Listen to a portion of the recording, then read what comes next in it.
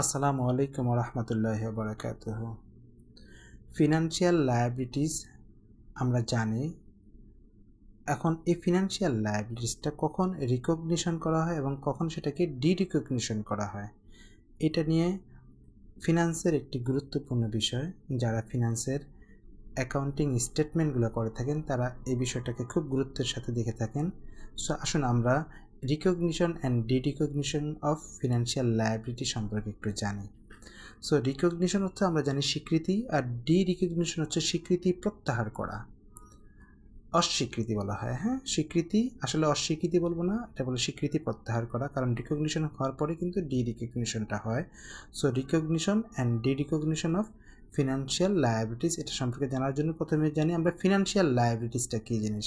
Financial লায়াবিলিটিসটা আমরা অনেক আগেই পড়েছিলাম, তারপর এখানে একটু ছোট করে আলোচনা করি। ফিনান্সিয়াল লায়াবিলিটি হচ্ছে একটা কন্ট্রাকচুয়াল অব্লিগেশন, অর্থাৎ হচ্ছে যে আপনি চুক্তিগত একটা বাধ্যবাধকতা। এই কন্ট্রাকচুয়াল অব্লিগেশন একটা চুক্তিগত বাধ্যবাধকতা কী জিনিস হচ্ছে যে আপনি একটি চুক্তি করলেন যে হচ্ছে যে আমি তোমার সাথে এই জিনিসটা সেল করব এত টাকার বিনিময়ে।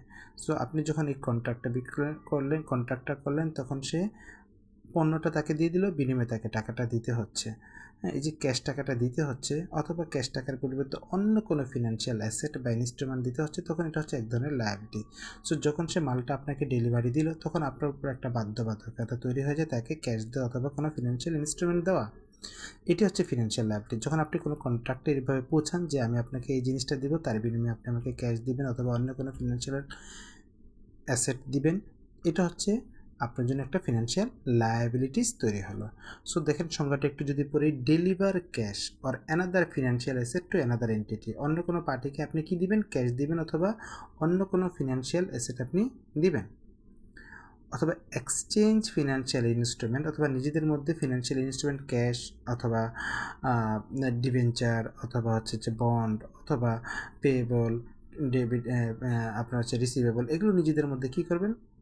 লেনদেন করবেন। এগুলো যখন লেনদেন করবেন তখন হচ্ছে যে আনফেভারেবল কন্ডিশন, এমন একটা কন্ডিশন যখন আপনাকে আরেকটা চেঞ্জ করতেই হচ্ছে একটার বিনিময়ে আরেকটা। হ্যাঁ, সো আনফেভারেবল কন্ডিশনে যখন আপনারা ফিনান্সিয়াল ইনস্ট্রুমেন্টগুলো চেঞ্জ করবেন সেটাকেও বলা হয় এক ধরনের financial liability. So financial liability হচ্ছে যে যখন কোনো কিছুর বিনিময়ে ক্যাশ অথবা ফিনান্সিয়াল অ্যাসেট কী করা হয়, দেওয়ার জন্য সে বাধ্য থাকে, কন্ট্রাকচুয়াল অব্লিগেশন, চুক্তিবদ্ধ বাধ্যবাধকতা থাকে।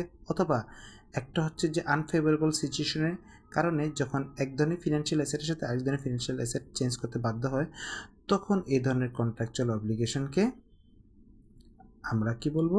ফিনান্সিয়াল লায়াবিলিটিস বলবো। এর মধ্যে কয়েকটা এক্সাম্পল আছে: loan, bonds payable, trade payable, notes payable, lease liabilities, এগুলো হচ্ছে আমাদের ফিনান্সিয়াল লায়াবিলিটি। এখন আমরা এই যে ফিনান্সিয়াল লায়াবিলিটি, যেটা হচ্ছে আপনি যখন এই ধরনের একটা চুক্তি করবেন, সেই চুক্তিটার মাধ্যমে আপনি কি করছেন? চুক্তির বিনিময়ে আপনি ক্যাশ দিচ্ছেন অথবা ক্যাশ নিচ্ছেন অথবা এক ধরনের ইনস্ট্রুমেন্টের সাথে আরেক ধরনের ইনস্ট্রুমেন্ট লেনদেন করছেন। সো এক ধরনের ইনস্ট্রুমেন্টের সাথে আপনি যখন আরেক ধরনের ইনস্ট্রুমেন্ট লেনদেন করছেন, তখন হচ্ছে যে আপনাকে হচ্ছে যে এটা কখন এটা আপনি স্বীকৃতি দিবেন অথবা কখন স্বীকৃতি প্রত্যাহার করবেন, রিকগনিশন, সেই জিনিসটাতে এবার আমরা চলে আসি। So recognition and derecognition of financial liabilities. এবার আমরা প্রথমেই আসি হচ্ছে যে recognition of financial liabilities. Recognition means recording a financial liability in the balance sheet when the entity becomes legally or constructively obliged to pay। Company যখন তার পেমেন্টটা দিতে বাধ্য হওয়ার ফলে সে কী করে? সে হচ্ছে যে তার ব্যালেন্স শিটে তার লায়াবিলিটি হিসেবে এটা কী করে? এন্ট্রি দেয়। একটা ব্যালেন্স শিট একটা এক ধরনের ফিনান্সিয়াল স্টেটমেন্ট, সেই ফিনান্সিয়াল স্টেটমেন্টে সে দায়ের যে জায়গা আছে, সে দায়ের জায়গাতে সেই যখন কী করে এটাকে লিপিবদ্ধ করে যে সে লিগালি অথবা কনস্ট্রাকটিভলি অবলাইজড, বাধ্য, তখন সেটাকে আমরা কি বলবো? রিকগনিশন বলবো। সো রিকগনিশনটা হচ্ছে কোনো কোম্পানি যখন ফিনান্সিয়াল লায়াবিলিটিসটাকে, যে কন্ট্রাক্টের মাধ্যমে সে কন্ট্রাক্ট অনুযায়ী ফিনান্সিয়াল লায়াবিলিটিটাকে তার ব্যালেন্স শিটে কী করে সে এন্ট্রি দিচ্ছে, তখনই আমরা সেটাকে রিকগনিশন অফ ফিনান্সিয়াল লায়াবিলিটিস বলে আখ্যায়িত করব।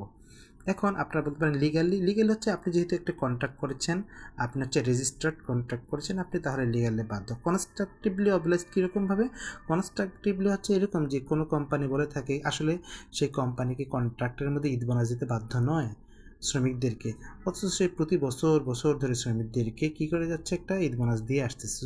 শ্রমিকরা যখন ওই কোম্পানিতে সে কী করে জয়েন করে, তখন সে কনস্ট্রাকটিভলি সে মনেই করে নিচ্ছে যে ঈদ বোনাসটা পাবে, এবং কোম্পানিও কনস্ট্রাকটিভলি সে একটা অবলাইজ হয় ধারণাগতভাবে, প্রবাবল, যেটাই যে আমরা এখানে আসবো প্রবাবল। হ্যাঁ, সো প্রবাবল যদি কিছু বাধ্যবাধকতা তৈরি হয়, সেটা হচ্ছে আমরা রিকগনিশন দেবো, যে সেটা হচ্ছে একটা রিকগনাইজড ফিনান্সিয়াল লায়াবিলিটি।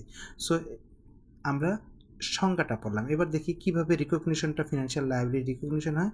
যখন কোম্পানি কোনো কন্ট্রাকচুয়াল অব্লিগেশনে পৌঁছে, যেটা আমরা অলরেডি বলছিলাম যে কন্ট্রাকচুয়াল অব্লিগেশন, তাই না? সো সে যখন কন্ট্রাকচুয়াল অব্লিগেশন করে, সে যখন কোনো কোম্পানি ব্যাংক থেকে কোনো লোন নেয়, এগ্রিমেন্ট করে, তখন সে লোনটা কী করে, সে লোন হিসেবে সে কী করে তার ব্যালেন্স শিটে লোন লায়াবিলিটি সেটে ব্যাংক লোন সে শো করে। সে যখন কারো কাছ থেকে অন্য কোনো কোম্পানি থেকে বড় করে, সে সেখানে বড় বা লোন হিসেবে সে তার লায়াবিলিটি ব্যালেন্স শিটের লায়াবিলিটি সাইডে সে সেটা এন্ট্রি দেয়। যখন সে লায়াবিলিটি সাইডে এন্ট্রি দিল, তখনই সে সেটা কী হলো, তার একটা রিকগনিশন হয়ে গেল, ফিনান্সিয়াল লায়াবিলিটিসটা রিকগনাইজড হয়ে গেল। আমরা আমরা যে প্রবাবলের কথা বলছিলাম, যে সে কোনো বেনিফিট দিচ্ছে, যখন সে সেটা মোটামুটি স্বীকৃতি দিয়ে দেয় যে সে তার কন্ট্রাক্টে নেই, তারপর যখন সে লায়াবিলিটি সাইডে যে সে এবার ঈদ বোনাসটা দিবে, যখন সে লায়াবিলিটির জায়গায় সেটা উল্লেখ করে দেয় ঈদ বোনাসটা, তখন সেটা এক ধরনের ফিনান্সিয়াল লায়াবিলিটি রিকগনাইজড হয়ে গেল। লায়াবিলিটি ক্যান বি মেজার্ড রিলায়েবলি, আপনি এটা রিলায়েবলি মেজার করতে পারেন, যেটা হচ্ছে যে এই যে আমরা প্রবাবলটা যেটা বললাম যে সেটা দিবে, তখন আপনি এটাকে মেজারমেন্ট করতে পারেন, যেটা একটা ফিনান্সিয়াল লায়াবিলিটি হিসেবে কনসিডার্ড হবে বা সেটা রিকগনাইজড হবে। আমরা অনেকগুলো এক্সাম্পল দিচ্ছি, তারপর এখানে যেহেতু বলেছি এবিসি লিমিটেড বড় 10 লাখ টাকা from a bank from 1 January 2025 10% annual interest rate recognition journal entry, তখন সে যখন জার্নাল এন্ট্রি দিবে, তখন সেটা কিন্তু রিকগনাইজ হয়ে যায়। ধরেন হচ্ছে যে সেই কি হচ্ছে 10 লাখ টাকা ডেবিট হচ্ছে, ক্যাশ ডেবিট, তারপর হচ্ছে যে ব্যাংক লোন পেয়েবল হচ্ছে যে 10 লাখ টাকা, তার মানে হচ্ছে credit. So bank loan payable credit, cash debit, যখন সেই জার্নালটা এন্ট্রি দিল তার ব্যালেন্স শিটের মধ্যে, তখন সেটা আমরা কী বলবো, সে রিকগনিশন দিয়ে ফেলেছে। সো এটা হচ্ছে রিকগনিশন অফ ফিনান্সিয়াল লায়াবিলিটি। এবার আমরা দ্বিতীয় যে পার্টটা সেটা যাব, সেটা হচ্ছে D recognition of financial liabilities. D recognition কখনো আপনি স্বীকৃতি কখন প্রত্যাহার করবেন, খুব স্বাভাবিক, আপনি যখন লায়াবিলিটি আপনার সেটেল হয়ে যাবে, তখন সেটা ডি রিকগনিশন হয়ে যাবে। আপনার যখন লায়াবিলিটিসটা বা অব্লিগেশনটা যখন ক্যান্সেল করে ফেলবেন, যেমন বাংলাদেশের অনেকগুলো চুক্তি আছে অনেক দেশের সাথে, যখন সরকার পরিবর্তন হয়ে গেলো, তারা সেই কন্ট্রাক্টটা কী করে দিল, ক্যান্সেল করে দিল। সো যখন ক্যান্সেলড হয়ে যায়, তার যদি কোনো প্রি কন্ডিশন না থাকে, তখন তার অনেক লায়াবিলিটিসগুলোও সেটেলড হয়ে যায়, ক্যান্সেলড হয়ে যায়, তখন সেটা আমরা বলতে পারি ব্যালেন্স শিটে derecognition of the liabilities বা derecognition of the obligation, এটা ডি রিকগনিশন। একটা হচ্ছে যে সাবস্টেন্সিয়ালি মডিফাইড, ব্যাপকভাবে, অর্থাৎ 70% বা 80% সেটার নেচারটা চেঞ্জ হয়ে গেছে। সো যখন মডিফাইড করা হয়, তখন সেটাও আমরা D recognition. So D recognition of financial liabilities তিনটা পন্থায় হতে পারে। একটা হচ্ছে যে আপনি সেটেলমেন্ট করে ফেলতে পারেন, অথবা আপনি ক্যান্সেলের মাধ্যমে অব্লিগেশনটা চেঞ্জ করতে পারেন, ক্যান্সেল করতে পারেন, অথবা অব্লিগেশনটা সাবস্টেন্সিয়ালি মডিফাইড হলে সেই অব্লিগেশনটা ফিনান্সিয়াল লায়াবিলিটি অব্লিগেশনটা সেটা কী হতে পারে, ডি রিকগনাইজড হতে পারে।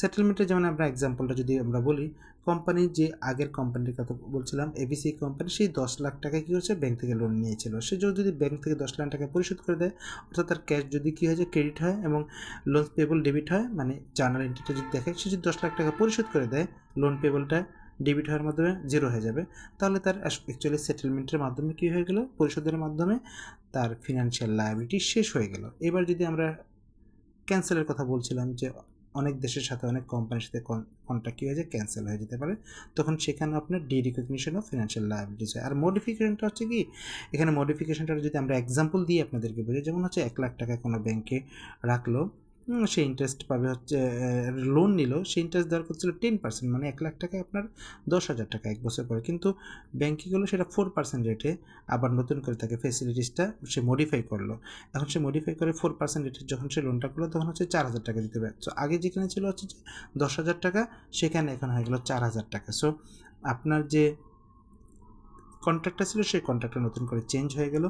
এই যে চেঞ্জ হয়ে গেলো সেটা আপনার ডি রিকগনিশন হলো, আগেরটা ডি রিকগনাইজ হয়ে নতুনটা রিকগনিশন হয়ে গেল। সো আশা করি আমরা ফিনান্সিয়াল লায়াবিলিটিস রিকগনিশন এবং ডি রিকগনিশন আমরা বুঝতে পারলাম। সো যখন ফিনান্সিয়াল লায়াবিলিটিসটা আপনার ব্যালেন্স শিটে এন্ট্রি দিবে তখন সেটা রিকগনিশন, আর যখন সেটা প্রত্যাহার করবে সেটেল হওয়ার মাধ্যমে বা ক্যান্সেলের মাধ্যমে তখন সেটাকে ডি রিকগনিশন করবো। আশা করি ফিনান্সিয়াল লায়াবিলিটিস রিকগনিশন এবং ডি রিকগনিশন বিষয়টা আমরা সবাই সুন্দর করে বুঝতে পেরেছি। আমাদের সাথে যেটা বলছিলাম যে ফিনান্সিয়াল এই সমস্ত টার্মিনোলজিগুলো অনেক সময় অনেক জটিল থাকে, মানুষ বুঝতে পারে না, আমরা সেগুলোকে অনেক সহজভাবে সহজ উদাহরণ দিয়ে বোঝার চেষ্টা করব।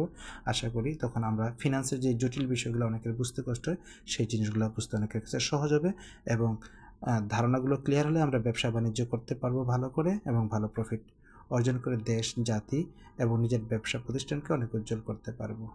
ধন্যবাদ সবাইকে। আসসালামু আলাইকুম ওয়া রাহমাতুল্লাহ।